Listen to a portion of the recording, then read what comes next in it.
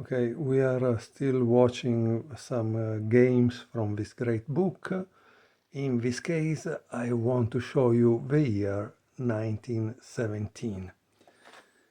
In 1917, there were no major tournaments, it says, no major chess events. However, we have a game played from the Warsaw Championship, a relatively strong tournament won by Rubinstein with 9 out of 10. The game I'm showing you is played between Belsitzman and Rubinstein, the famous Akiba Rubinstein. E4, E5, knight F3, knight C6, knight C3, and knight F6. So we have the famous 4 knight, bishop B5, and knight D4. In the book it says Rubinstein pioneer this move. So as you can see, it's important also to study this type of books because when they quote some games, they tell you some of the history. And in this case, you know who was the one who played it more often. Bishop C4, bishop C5, knight takes E5. And here there is an interesting move, Queen E7.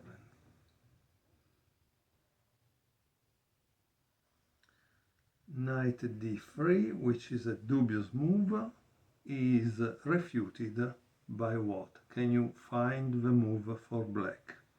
What is the move that you would play if you were black, if you were Rubinstein?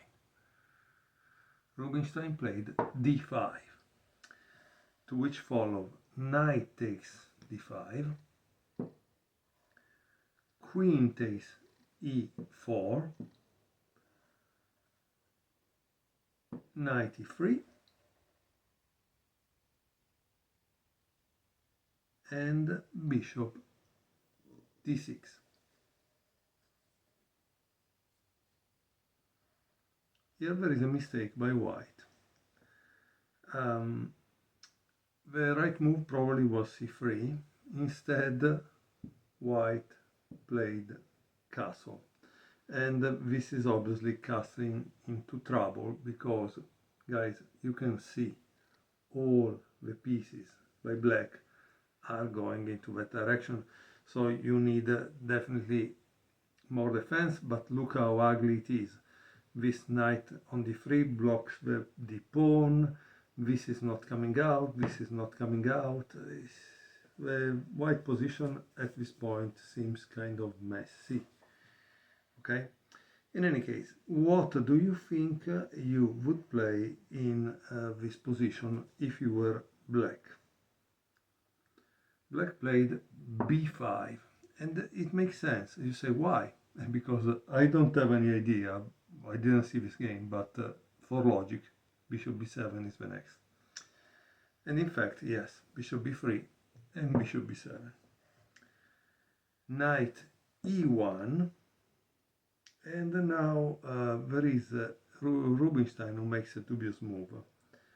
The best move was h5, threatening bishop takes h2. But Rubinstein played queen h4, g3, queen h3, and now there is c3, and finally black can play a great move. What do you think black played in this situation? Try to find it out, please. The move is h5, which should have been played before, right? Here it says black can ignore the attack on his knight as the attack on the h5 is powerful. However, given that white does have a defense, black might seek positional alternatives here. Okay, the possibility instead of h5 was knight takes b3. but he didn't want obviously that because Rubinstein knew how to attack. He's famous for the game Rotlevi-Rubinstein, which has some quite deep calculations. So white continue with c takes d4, and of course this is the move, right? Because if he played h5, it's because he wants to attack the castle. Now white needs to find the right move to stop all this mess, okay? And it's probably not so easy to find, but the move was probably knight f3. And here, guys, when you buy the book, you will read everything about it, okay? Instead, white played queen e2, that is a blunder. So why queen e2 is a blunder? I think you should be able to see it. If you don't, please pause the video. It's very important that you learn about this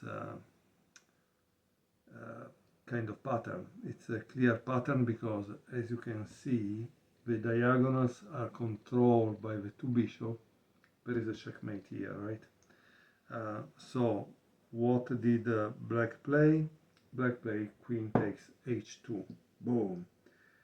King takes h2. I cannot do anything else. H takes g3. Double check, because it's checked by this and it's checked by this, that is protected by the bishop d6. And then of course there is king g1. It cannot go here because of this. So king g1 and rook h1, checkmate. Now, chess news in brief. Laszlo Szabo, the leading Hungarian player during the 1940s and 50s, is born. So he was born in 1917. And now there is the world news in brief that is kind of interesting. Germany adopts a policy of unrestricted submarine warfare, attacking ships from neutral states. They're thinking of several American merchant ships, throws the USA into the war. Yeah, but probably if the American merchant ships were going to support the war effort of England, obviously that is the reason, right?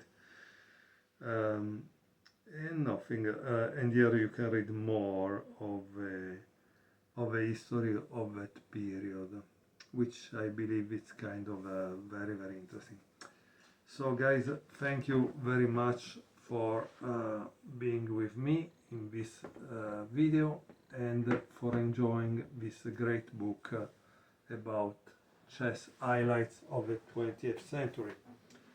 There are a lot of years, as you can see, a lot of things happened, a lot of interesting stuff to read. In my opinion, it's really a book that everybody should have in their chess library.